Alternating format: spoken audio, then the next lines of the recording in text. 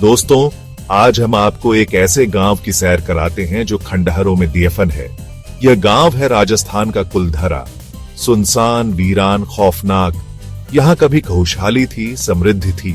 आज बस खंडहर हैं और एक सवाल जो सदियों से अनुत्तरित है। कुलधरा कोई आम गांव नहीं था।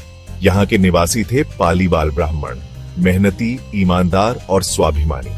उन्होंने इस बंजर धरती को स्वर्ग बना दिया था, लेकिन किस्मत को कुछ और ही मंजूर था।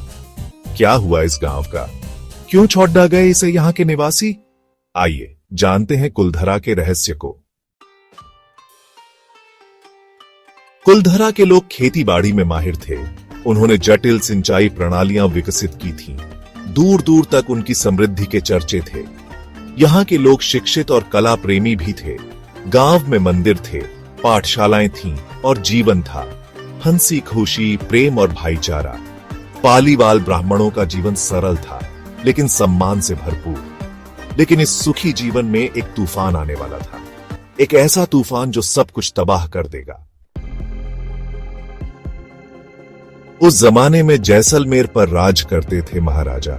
उनके एक मंत्री थे, दीवान सलीम सिंह, लालची और क्रूर। एक दिन दीवान की नजर पड़े ही कुलधरा की समृद्धि पर। उसने पालीवाल ब्राह्मणों से ज्यादा कर वसूलना चाहा, लेकिन दीवान की नजर तो गांव की बेटी पर थी, सुंदर, संस्कारी और दीवान की हवस का शिकार। दीवान ने गांव वालों को धमकी दी, अगर उसकी बात नहीं मानी तो वह जबरदस्ती करेगा।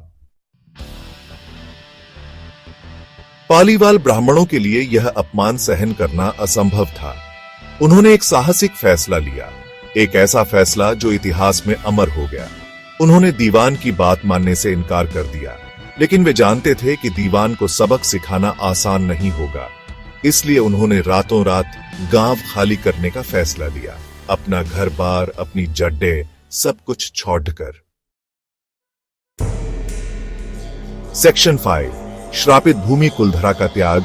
एक रात चुपचाप सारा गांव खाली हो गया। कोई नहीं जानता कि वे कहां गए, लेकिन जाते जाते उन्होंने एक श्राप दिया। कहा जाता है कि जो भी कुलधरा में बसने की कोशिश करेगा, उसका नाश तय है।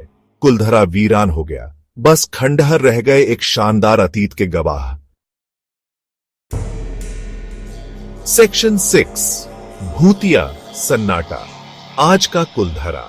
आज भी कुलधरा वीरान है। खंडहरों के बीच सन्नाटा छाया रहता है। कहते हैं रात में यहां अजीबोगरीब आवाजें आती हैं। सरकार ने यहां पर्यटकों के लिए सुविधाएं विकसित करने की कोशिश की,